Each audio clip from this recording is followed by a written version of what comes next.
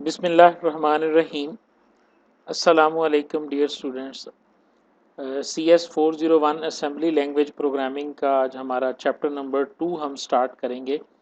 और आज के चैप्टर में हम डिस्कस करेंगे कि हमारे पास असेंबली लैंग्वेज के अंदर कितने एड्रेसिंग मोड्स हैं कि मुख्तलिफ़ तरीक़ों से हम मेमोरी को एड्रेस कर सकते हैं। चूँकि ये एक लो लेवल लैंग्वेज है तो सबसे पहले हम बात करते हैं डाटा डिक्लेरेशन की। आपको याद होगा कि लास्ट टाइम जो हमने प्रोग्राम पढ़ा था ना, उसके अंदर जो सबसे पहली इंस्ट्रक्शन थी वो ये थी, मूव AX, 5, जिसका मतलब हमने ये पढ़ा था कि हमारे पास जो 5 है ना, ये हम अकोमोलेटर रजिस्टर AX के अंदर लोड कर रहे हैं। ये बिल्कुल ऐसे ही था जैसे मैंने कहा था कि हाई लेवल लैंग्वेज के अंदर हम लिखते हैं ना, int x is equal to 5, तो x नाम का एक वेरिएबल डिक्लेयर हो जाता है और 5 जो है वो उसके अंदर वैल्यू असाइन हो जाती है। लेकिन यहाँ पर हम डायरेक्ट जो रजिस्टर है CPU का उसके अंदर लोड करते थे। और हम किसे लोड करते थे, हम एक कांस्टेंट को यानी 5 को जो है ना वो लोड करते थे। तो हमारे पास हमने इसका ऊप कोड भी देखा जब इस लाइन को मैंने डिबगर में चला के दिखाया था आपको। तो उस वक्त आपको याद होगा कि डिबगर के अंदर जो लाइन बनी थी वो इस तरह बनी थी, B80500। B8 इसका ऊप कोड था। जब कभी भी आप किसी कांस्टेंट को AX में मूव करेंगे तो असेंबली के लिए जो ऊप कोड बनेगा वो B8 होगा, ठीक है। और 0500 से मुराद क्या था कि जो 5 है ना, जब हम इसको 2 बाइट हेक्साडेसिमल में चेंज करते हैं तो ये 0005 बनता है। यानी एक तो हमने इसको 2 बाइट बनाना है और उसके बाद फिर हमने इसको लिखना इस तरह से होता है कि जो लोअर बिट होती है वो पहले लिखी जाती है, जो हायर बिट होती है वो बाद में लिखी जाती है। तो अब इसके अंदर इस तरह से लिखना, यानी डायरेक्टली आप AX को 5 में लोड कर देना और जिसका ऊप कोड जनरेट होता है B80500। इसके अंदर ये जो 0500 है इसे हम ऑपरेंड कहते हैं। आपको याद होगा हाई लेवल लैंग्वेज में भी हम यही कुछ करते हैं। जब हम 5 जमा 3 लिखते हैं तो 3 को हम ऑपरेटर बोलते हैं और 5 और 3 को हम ऑपरेंड बोलते हैं। तो बेसिकली ये एक लोड की इंस्ट्रक्शन है। तो इसके अंदर AX जो है ये तो रजिस्टर है और ये जो 5 है ये हमारे पास एक ऑपरेंड कहलाएगा। और ऐसा ऑपरेंड जो हम डायरेक्टली लोड करते हैं कांस्टेंट की सूरत में, इसे हम इंटरमीडिएट ऑपरेंड कहते हैं।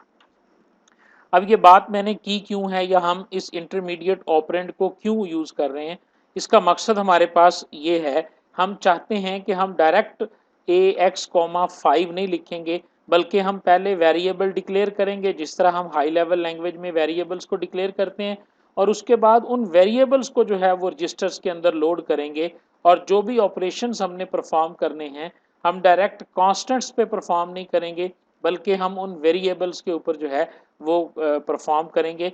तो देखते हैं हम कि माई असेंबली लैंग्वेज के अंदर हम वेरिएबल्स को किस तरह से डिक्लेयर करते हैं। जी, तो वेरिएबल डिक्लेयर करने के लिए हमारे पास ये एक अच्छा तरीका होता है कि हम वेरिएबल्स बनाएं। सबसे पहली जो कमांड है, जो डायरेक्टिव है असेंबली लैंग्वेज में, वो है DB के नाम से। DB है जिसको हम पढ़ेंगे डिफाइन बाइट।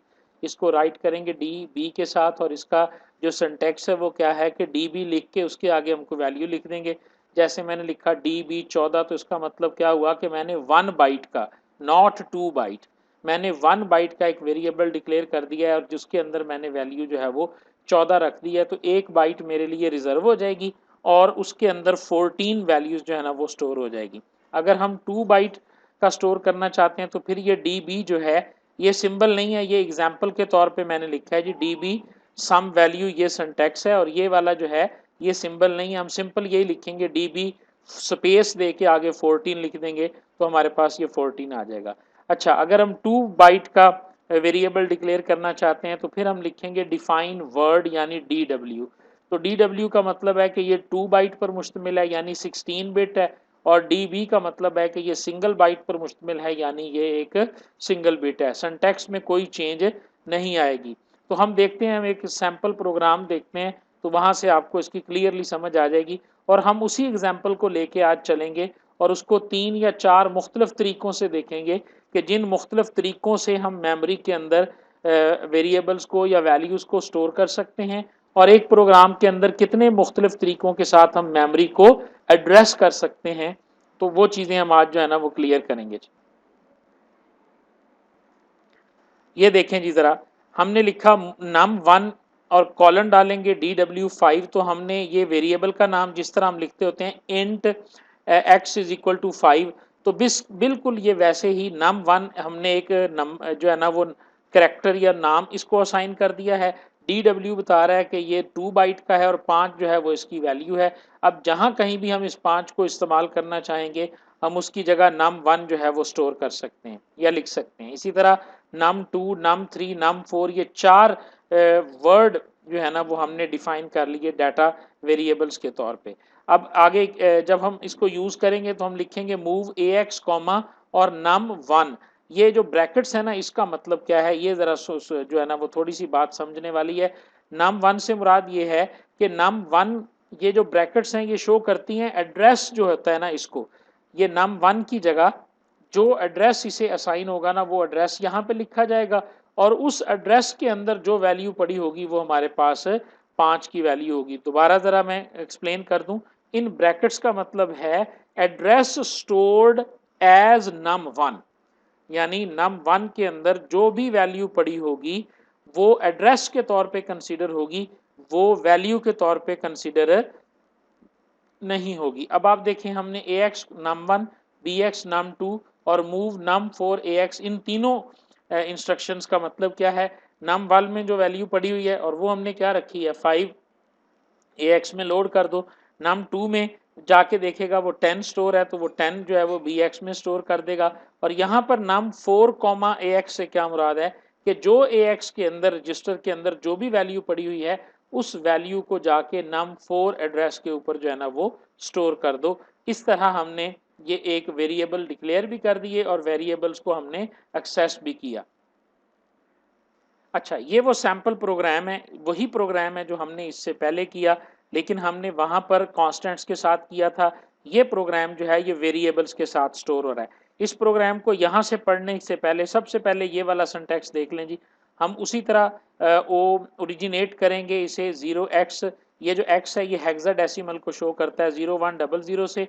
पहली इंस्ट्रक्शन हमारी मूव ax 5 थी, आज 5 की बजाय यहाँ पे num1 लिखा हुआ है।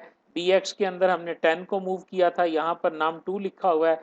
फिर हमने ऐड किया था ax और bx को, फिर हमने bx के अंदर num3 को मूव किया, फिर हमने ax और bx को हमने जो है वो ऐड कर दिया। उसके बाद ax के अंदर जो वैल्यू मौजूद है वो हमने num4 के अंदर ऐड कर दी है। और उसी तरह हमने जो है ना ये वाली 2 लाइनें और ये वाली लाइन आपको पता है कि हमने हर प्रोग्राम के अंदर जो है ना वो इसको डिफाइन किया था। अब ज़रा देखें व्हाट इज़ num1।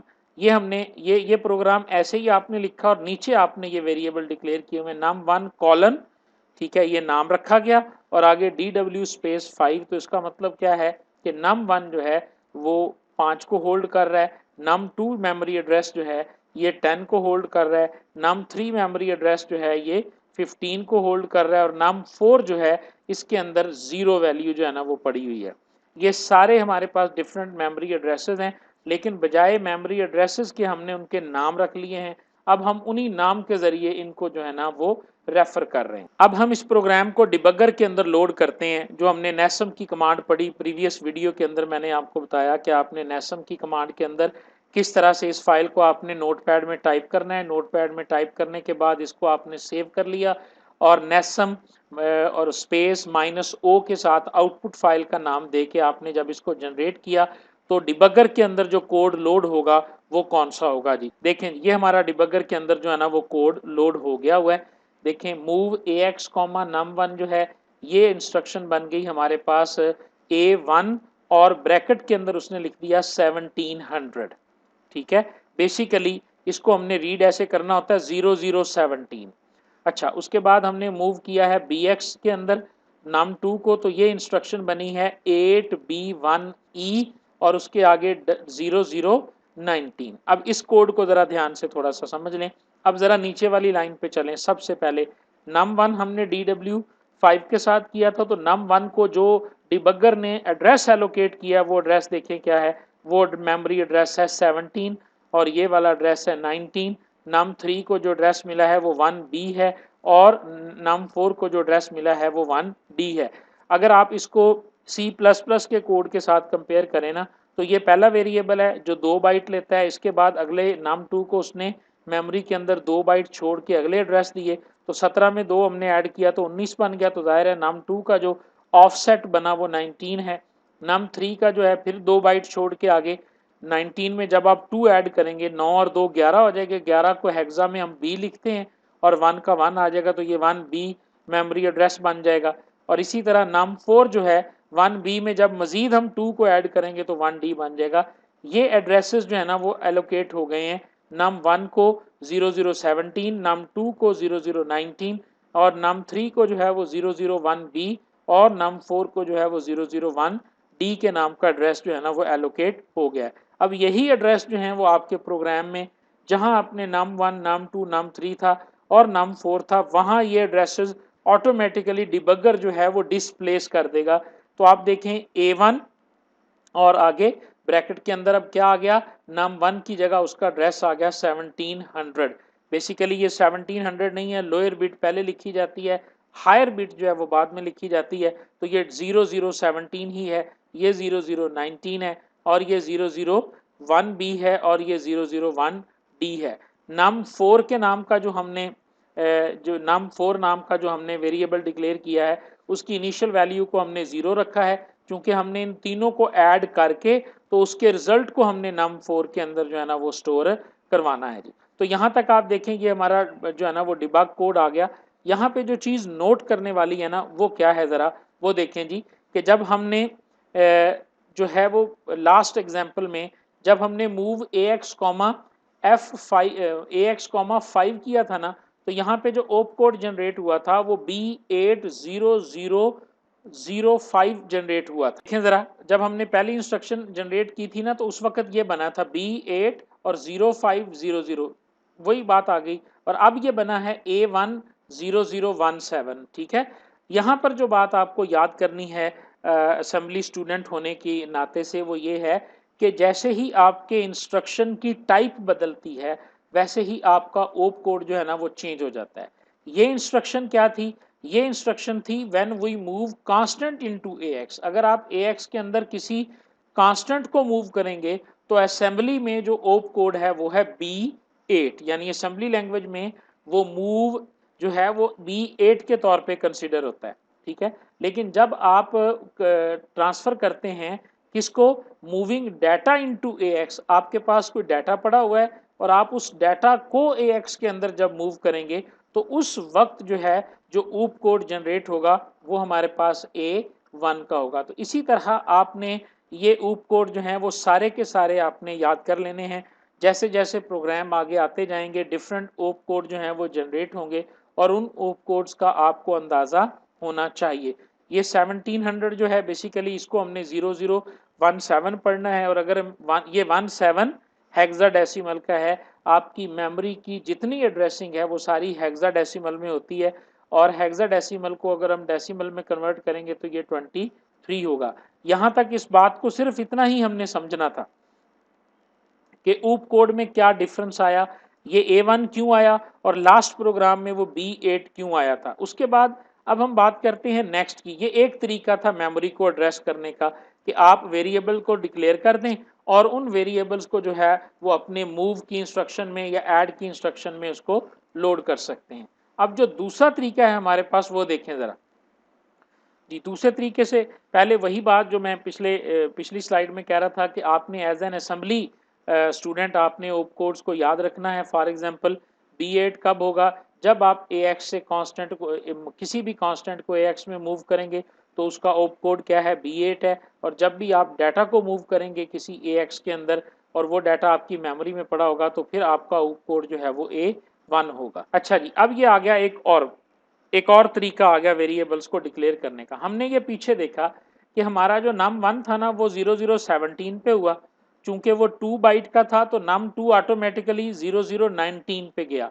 और जो num3 था वो ऑटोमेटिकली उसे जो एड्रेस मिला वो 001B था यानी 21 था, और इसी तरह उस जो नेक्स्ट था उसको 23 मिला था, यानी दो दो बाइट छोड़ के वो मिल रहा था। तो एक तरीका एड्रेसिंग का असेंबली लैंग्वेज में ये भी है कि आप num1 कॉलन लिखें, उसके बाद DW5, DW10, DW15, DW0 लिख दें। तो अब आपको ज़रूरत ही नहीं है, आप इसी के साथ इसे चेक कर सकते हैं। हमें पता है कि पहला नंबर जो है वो num1 पे स्टोर होगा, तो दूसरा इससे 2 बाइट आगे होगा, तो हम जो एड्रेस num1 में है उसमें 2 ऐड करेंगे तो हम पहुंच जाएंगे ये दूसरे वाले पे। जब हम उसमें 4 ऐड करेंगे तो हम पहुंच जाएंगे DW15 वाले पे, और जब हम उसमें 6 ऐड करेंगे तो हम पहुंच जाएंगे DW0 वाले पे। तो आप इसको इस तरह से भी रेफर कर सकते हैं, मूव AX num1, मतलब क्या, जो num1 का एड्रेस है, और num1 का एड्रेस क्या था 0017।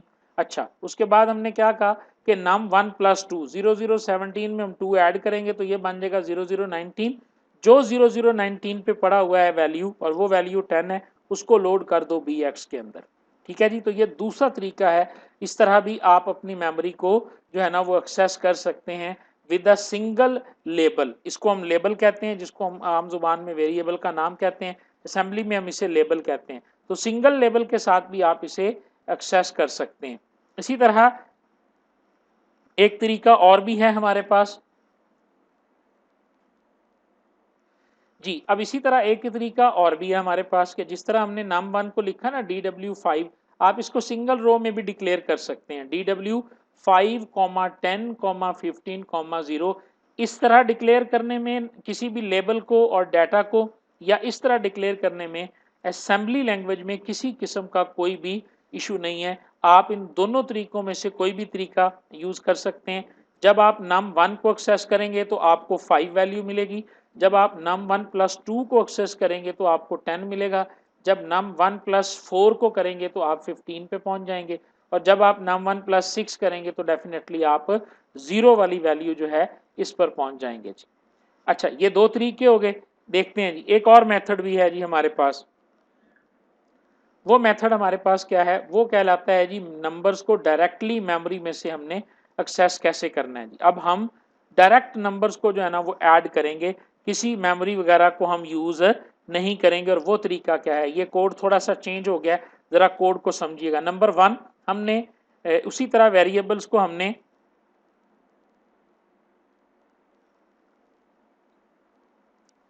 जी, ये एक और तरीका है, ये कोड थोड़ा सा चेंज हो गया है। इसमें हम क्या करेंगे कि सबसे पहले हमने ना num1 जो है ना उसको हमने मूव कर दिया हमारा अपने AX रजिस्टर के अंदर। अब हमने क्या किया, दूसरी लाइन देखें, num1 6, AX। इसमें क्या हुआ, जो कुछ num1 में पड़ा हुआ है वो हम, यानी जो कुछ AX में है, AX में चला गया 5। अब हमने उस 5 को ना रिजल्ट के अंदर शिफ्ट कर दिया num1 6 के अंदर। num1 6 क्या है, ये 0 है, तो उसका क्या मतलब है, हमारा जो रिजल्टेंट मेमोरी है उसमें हमारे पास जो है ना वो 5 मूव हो गया। अब हमने क्या किया, ऐड मूव कर दिया AX के अंदर num1 प्लस 2 को। num1 प्लस 2 में क्या है, 10 है। अब AX के अंदर वैल्यू 10 चलेगी। अब हमने क्या किया, ऐड ऑपरेशन लगाया num1 6, यानी इस 6 के ऊपर जिसमें पहले 5 था, और इस AX के ऊपर जिसके अंदर अब 10 है। तो num1 6 जो है ये डेस्टिनेशन है, ये सोर्स है। क्या होगा, 10 जो है वो 5 में जमा भी होगा, और उसके बाद num1 6 के कंटेंट्स जो हैं वो अपडेट हो जाएंगे, और यहाँ पे 15 वैल्यू आ जाएगी। ठीक है, ये हम प्रीवियस लेक्चर में भी डिस्कस कर चुके हैं कि ऐड करने से क्या होता है, इस इक्वेशन का क्या मतलब है, AX की वैल्यू num1 प्लस 6 के अंदर ऐड होगी, और जो रिजल्ट होगा वो num1 प्लस 6 में ही दोबारा ऐड हो जाएगा। यानी अगर हम इसको हाई लेवल लैंग्वेज में देखें तो इससे मुराद भला क्या है, x is equal to X plus Y. क्या मतलब है, x और y ऐड होंगे और दोबारा वैल्यू जो है वो x के अंदर ही स्टोर हो जाएगी। इस तरह करके आप इसको अंडरस्टैंड कर सकते हैं। इस कोड का जो है ना वो डिबगर में आपको दिखाता हूं, तो उसमें आपको नजर आएगा। ये देखें, क्योंकि A1 जब हम मूव कर रहे हैं किसे भला, एक मेमोरी लोकेशन को AX में मूव किया तो A1 का उपकोड जनरेट हुआ। यहाँ भी हम वही काम कर रहे हैं, यहाँ भी आप देखें A1 ही जनरेट हुआ है, यहाँ भी हमने वही काम किया है तो यहाँ भी A1 ही जनरेट हुआ है। ठीक है ना, तो ये उप कोड्स आपने ज़रूर याद कर लेने हैं ताकि आपको किसी किस्म की दिक्कत ना हो। और उसके बाद आप देखें नीचे मेमोरी एड्रेसेस में कैसे डिक्लेयर हुआ है कि ये 19 मिला, इसमें पहली वैल्यू आ गई, उसके बाद ये दूसरी वैल्यू आ गई है, ये 10 पड़ा हुआ है, देखें 0500 ये पहली वैल्यू है, 0A00 ये दूसरी वैल्यू 10 है, ये 0F00 ये 15 पड़ा हुआ है, और ये 4 0 गौर से देखें कि बेसिकली आप इसको ऐसे पढ़ें 0005 ये 5 है, 000A ये 10 के बराबर है, 000F ये 15 के बराबर है, और बाकी चार जो हैं ये हमारे पास 0 के 0 हैं। तो देखें ये मुख्तलिफ हमारे पास एड्रेसिंग मोड जो है ना मौजूद हैं, मुख्तलिफ एड्रेसिंग टेक्निक्स हमारे पास मौजूद हैं जो हम असेंबली लैंग्वेज के अंदर यूज कर सकते हैं। तो यही इस चैप्टर का हमारा टाइटल है कि हमारे पास एड्रेसिंग मोड जो है ना वो कितने हैं और उसके जो है ना वो कितने मुख्तलिफ तरीक़ों से हम इसको यूज़ कर सकते हैं। आज के लेक्चर के अंदर हम ने पहले ये देख लिया कि एड्रेसिंग मोड डिफरेंट वे में प्रोग्रामिंग में कैसे यूज़ होते हैं। अब हम इनको फॉर्मली डिफाइन करना शुरू करेंगे। तो आज हम सिर्फ 2 एड्रेसिंग मोड्स को जो है ना वो देखेंगे, बाकी जो हैं वो नेक्स्ट देखेंगे और उनकी एग्जांपल्स भी फिर हम बाद में करेंगे। अच्छा जी, अब आप देखें जी सबसे पहला जो एड्रेसिंग मोड है उसे हम डायरेक्ट मोड कहते हैं। डायरेक्ट मोड क्या है? आपने लिखा मूव 1 2 3 4 AX। इसका मतलब क्या है? इसका मतलब ये है कि आप कंटेंट्स को मूव कर AX के कंटेंट्स को आप 1 2 3 4 मेमोरी का जो एड्रेस है ना वहां मूव करना चाहते हैं। अच्छा, एक हमारे पास है 1 2 3 4 AL। AL और AX का फर्क मैंने आपको बता दिया था लेक्चर नंबर 1 के अंदर कि जो हम आर्किटेक्चर डिस्कस कर रहे हैं ना, इंटेल आर्किटेक्चर IAPX8888 को, उसमें AX से मुराद है 2 बाइट का कम्युलेटर रजिस्टर और AL से मुराद है सिंगल बाइट का कम्युलेटर रजिस्टर। यानी हमने ये पढ़ा था कि इस आर्किटेक्चर के अंदर आप 2 बाइट में भी रजिस्टर को एक्सेस कर सकते हैं और सिंगल बाइट में भी जो है ना वो एक्सेस कर सकते हैं। अगर आपने कहा ये डायरेक्ट मोड है, जब आप डायरेक्टली अपनी मेमोरी को अकोमोलेटर या किसी दूसरे रजिस्टर में आप लोड कर लेते हैं, ये डायरेक्ट मोड कहलाता है। सिंपली क्या होगा, जो कुछ AX के अंदर है वो मेमोरी एड्रेस 1 2 3 4 के अंदर जाके स्टोर हो जाएगा। और जब हम बात कर रहे हैं 1 2 3 AL, तो इसका क्या मुराद है कि 1 बाइट में जाके स्टोर होगा, 2 बाइट्स में जाके ये स्टोर नहीं होगा। ये है पहला एड्रेसिंग मोड। अच्छा, दूसरे एड्रेसिंग मोड की हम बात करते हैं। जो दूसरा ड्रेसिंग मोड है उसे हम कहते हैं बेस्ड रजिस्टर इनडायरेक्ट। ठीक है, ये इसका नाम है।